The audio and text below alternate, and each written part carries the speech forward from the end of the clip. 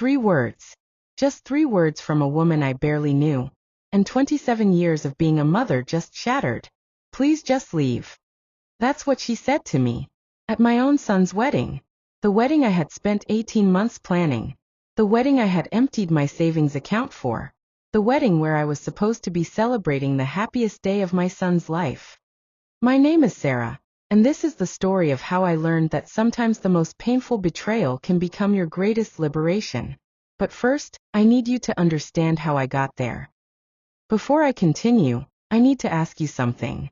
If you've ever felt invisible in your own family, if you've ever given everything you had only to be told it wasn't wanted, if you've ever wondered if standing up for yourself makes you the villain, please, hit that subscribe button.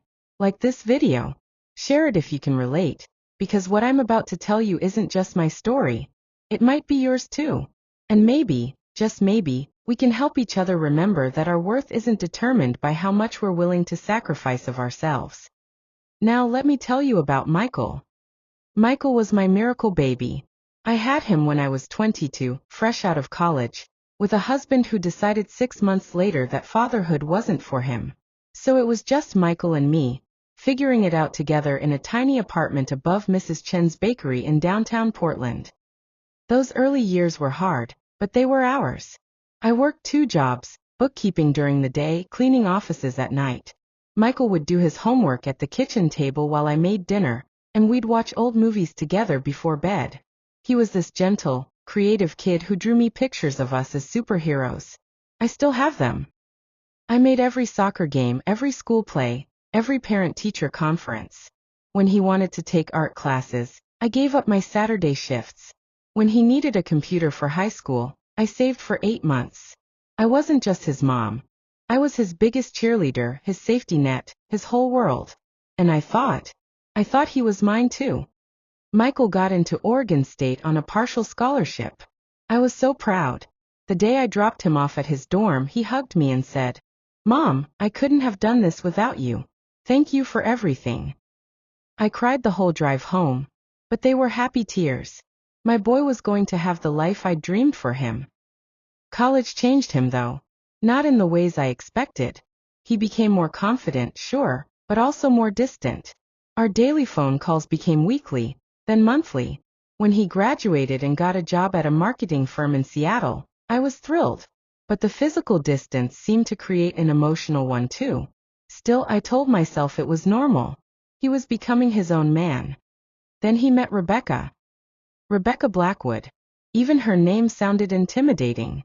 Michael brought her home for Thanksgiving during his 2nd year in Seattle. She was polished. That's the word that comes to mind. Everything about her was perfect. Her clothes, her hair, the way she spoke. She came from money, old Seattle money, and she made sure you knew it without ever directly saying so. During dinner, she asked me what I did for work. When I told her I was a bookkeeper for a small construction company, she said, "Oh, how quaint." But the way she said it, like I was a museum exhibit. Michael didn't seem to notice, but I felt about 2 inches tall. She had this way of making subtle comments that cut deep. About my house. "It's so cozy." About the meal I'd spent all day preparing. "Home cooking is so authentic." About Michael's childhood. "It must have been difficult, just the 2 of you." Every compliment was wrapped in pity or condescension. But Michael was smitten. Completely head over heels. And I wanted him to be happy, so I swallowed my discomfort and tried to build a relationship with her.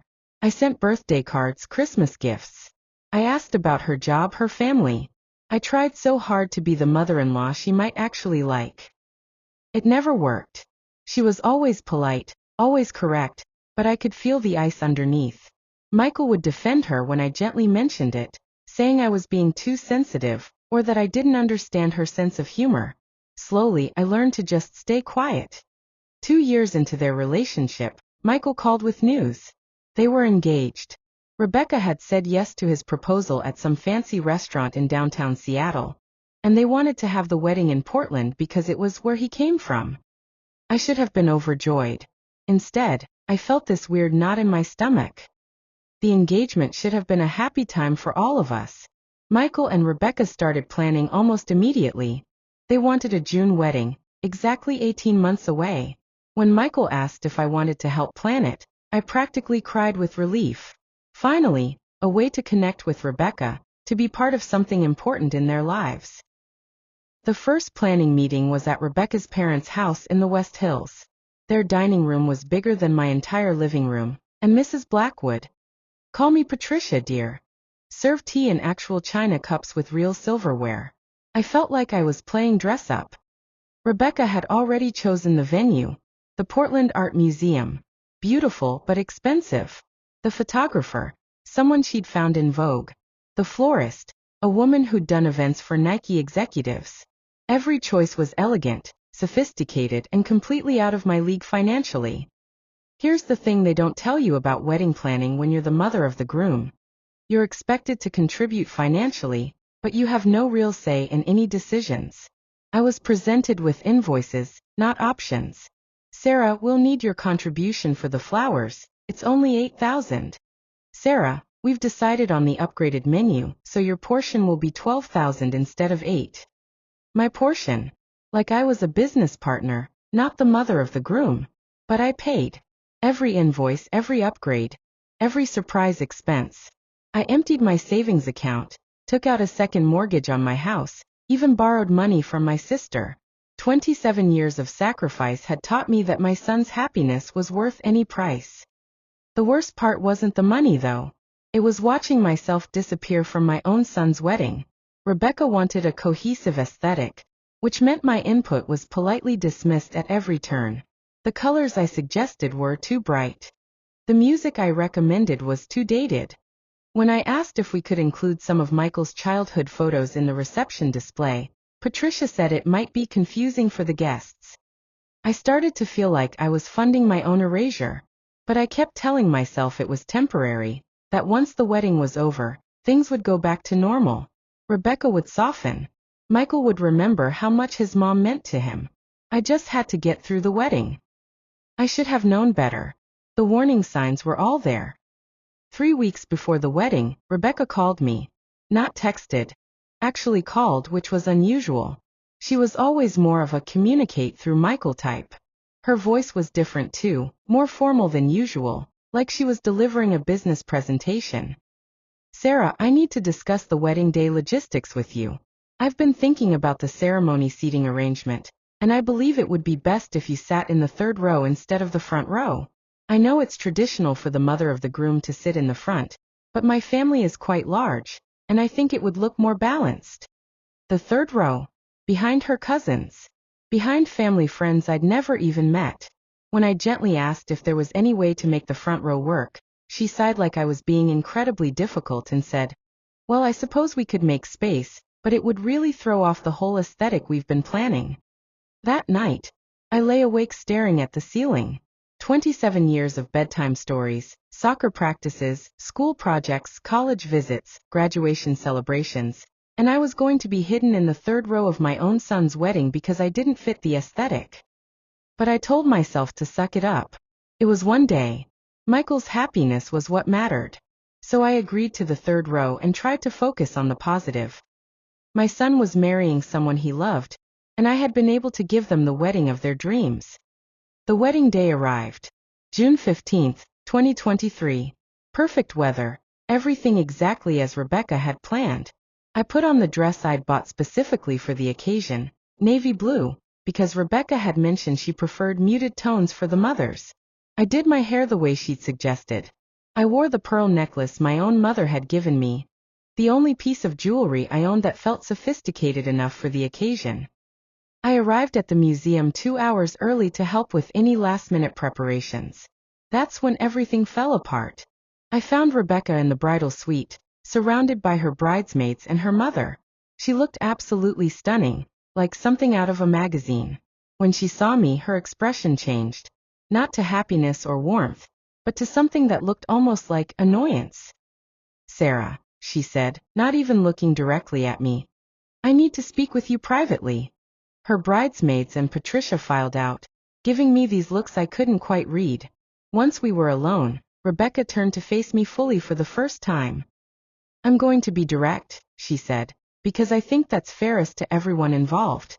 This day is about Michael and me starting our new life together. I need you to understand that this is a fresh beginning for him.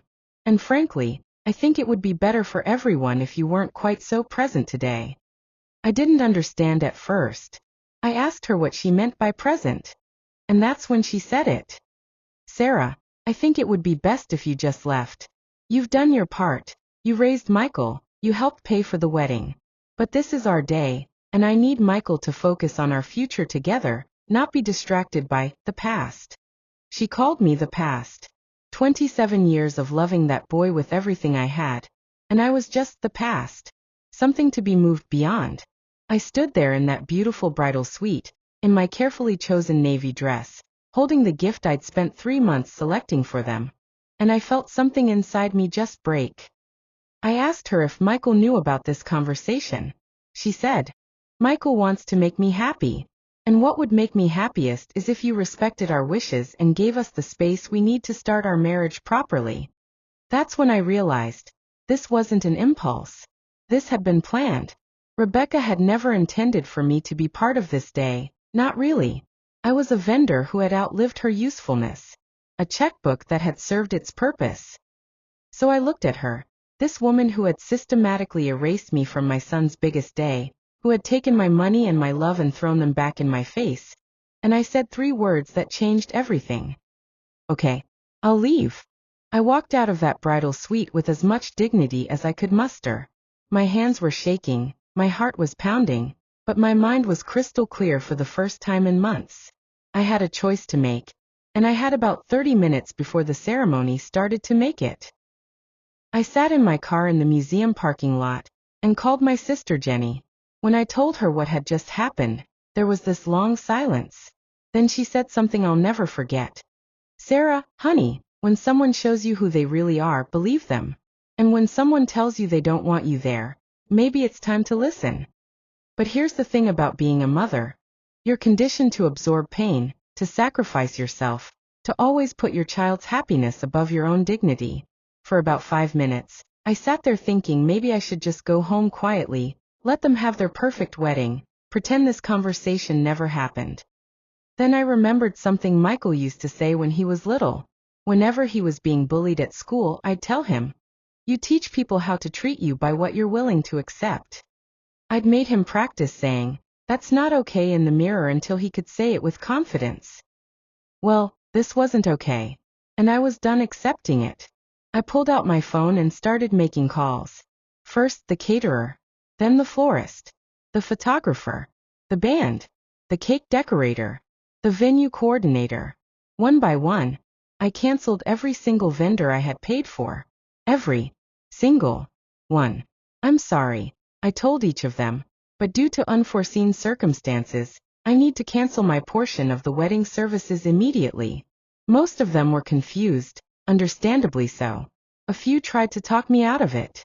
But I was calm, polite, and absolutely certain. 27 years of putting myself last had just come to an abrupt end. By the time I finished the last phone call, guests were arriving at the museum. I could see them from my car. Women in elegant dresses, men in expensive suits, everyone looking excited and festive. I sat there for a moment, watching Michael's wedding guests arrive at Michael's wedding that was about to become a very different kind of event. I drove home. I didn't stay to watch the chaos unfold, didn't hide in the parking lot to see their reactions. I went home, changed out of my navy dress, and made myself a cup of tea. Then I waited. I didn't have to wait long. My phone started ringing at 4:17 p.m., exactly when the reception dinner was supposed to be served. It was Michael and he was not happy. Mom, what the hell did you do? There's no food, no flowers, no music. The photographer left. Half the vendors are gone. Rebecca is crying, her parents are furious, and I have 150 guests who came for a wedding reception that doesn't exist. I let him finish. I let him yell, let him call me selfish and vindictive and embarrassing. I let him say all the things I knew Rebecca and her family were telling him to say. And when he was done, I said, Michael, your wife asked me to leave your wedding. She told me I was a distraction from your future together. So I left. And I took my contributions with me. There was this long silence. Then he said, she wouldn't have said that. And I realized, my own son didn't believe me. He thought I was lying, that I was so selfish and jealous that I would sabotage his wedding out of spite. That hurt worse than anything Rebecca had said. But I told him, ask her, Michael. Ask your wife what she said to me in the bridal suite. Ask her if she thinks I'm lying. He hung up on me, and I sat in my quiet house, surrounded by all those childhood photos Rebecca hadn't wanted in the reception display, and I cried. Not just for the money I'd lost, or the wedding that was ruined, or even for the relationship with my son that might never recover. I cried for the 27 years I'd spent teaching myself to be smaller, quieter, more acceptable. I cried for all the times I'd swallowed my pride and called it love. But here's what I didn't expect. Underneath all that sadness, there was something else. Something I hadn't felt in years. Relief. 3 days passed before I heard from Michael again. 3 days of silence. Of wondering if I'd lost my son forever over one moment of standing up for myself. But on Thursday morning, my doorbell rang. It was Michael. He looked terrible, exhausted, confused, hurt. He stood on my porch in yesterday's clothes and said, Mom, we need to talk. So I made coffee, and we sat at the same kitchen table where he used to do his homework. I asked her, he said. I asked Rebecca what you two talked about before the ceremony. At first, she said you were being dramatic, that you'd misunderstood her. But I kept pushing and finally, he stopped and put his head in his hands. Mom, I'm so sorry. She admitted it. She said she thought it would be better if you weren't at the wedding because you make me too sentimental about my childhood. My son looked at me with tears in his eyes and said, she was ashamed of you. Ashamed of us. Of how we lived, what we came from. She wanted me to start fresh, to pretend like the first 25 years of my life didn't matter. I wanted to say, I told you so. I wanted to be angry, to make him feel guilty for not believing me. But looking at his broken face, I realized he was already carrying enough pain. So instead, I reached across the table and took his hand, just like I used to when he was scared. Michael, I said, you have to decide who you want to be. The man who stands by people who are ashamed of where he came from, or the man who remembers that every part of his story, including the hard parts, including me, made him who he is. He cried then. Really cried, like he hadn't since he was a little boy. And he said, Mom, I'm so sorry. I chose her over you, and she doesn't even respect the sacrifice you made to raise me. What kind of man does that make me? That's when I knew my son was going to be okay. Because the first step in becoming the person you want to be is recognizing when you've fallen short of your own values. Michael left Rebecca 2 weeks later. Not because I asked him to, not because I demanded it, but because he realized that anyone who would ask him to erase his history wasn't someone he could build a future with. The divorce was messy, expensive and painful and public in the way that wealthy people's scandals often are. But something beautiful came out of all that mess. For the first time since he was 18, my son and I started really talking again. Not just the surface level, how was your week conversations, but real talks about life, about values, about what it means to be loyal to the people who love you. He moved back to Portland 6 months later, found a job with a smaller firm, took a pay cut, but he said he wanted to be closer to what mattered. We have dinner every Sunday now. He brings flowers, not expensive ones, just daisies from the grocery store. And we cook together and talk about everything. Last month he brought someone new to Sunday dinner. Her name is Anna, she's a teacher, and when she walked into my house, the first thing she said was, Michael has told me so much about you. Thank you for raising such a good man. She brought homemade bread and asked to see his childhood photos. As for the money, I never got it back. $27,000 gone. But you know what? It was the best money I ever spent, because it bought me something I didn't know I was missing, my self-respect. I learned that love isn't about making yourself smaller so other people can feel bigger. Real love, the kind worth having, doesn't ask you to disappear. It celebrates who you are, where you came from, what you've survived. And sometimes, the most loving thing you can do is refuse to let someone treat you as less than you are. The hardest part of this whole experience wasn't losing the money, or even facing the possibility of losing my son. It was confronting the fact that I had been complicit in my own erasure for years. I had trained myself to accept less, to expect less, to be grateful for crumbs. I spent months in therapy after the wedding, trying to understand how I'd gotten to that place. How I'd become someone who would empty her savings account for people who saw her as an inconvenience. My therapist asked me something I'll never forget. Sarah, when did you decide your love was only valuable when it was convenient for other people? The answer was, gradually, then all at once. Every time I swallowed a criticism to keep the peace. Every time I accepted being excluded to avoid conflict. Every time I told myself that being needed was the same as being valued. But here's what I want you to know, especially if you're sitting there recognizing yourself in my story.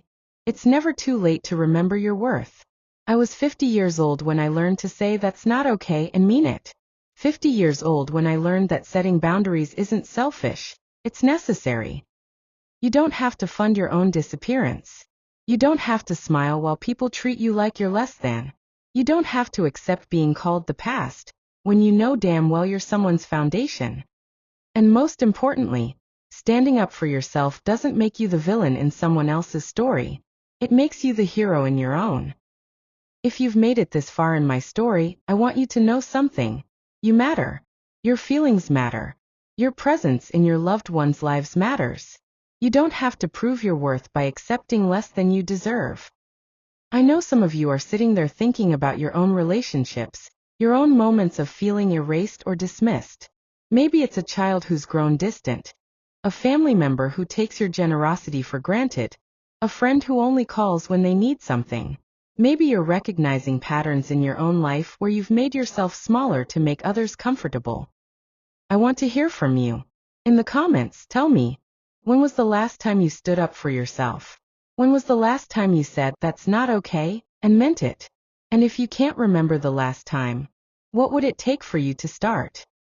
If this story resonated with you, please share it. Not for me, but for the person in your life who needs to hear that their worth isn't negotiable. Hit that like button if you believe that love should add to your life, not subtract from it. Subscribe if you want to hear more stories about real people finding their voices in a world that often asks them to stay quiet. Remember, you teach people how to treat you by what you're willing to accept. And you, whoever you are, wherever you're watching this from, deserve to be treated with respect, kindness, and love. Don't let anyone convince you otherwise. This is Sarah and this is my story. What's yours going to be?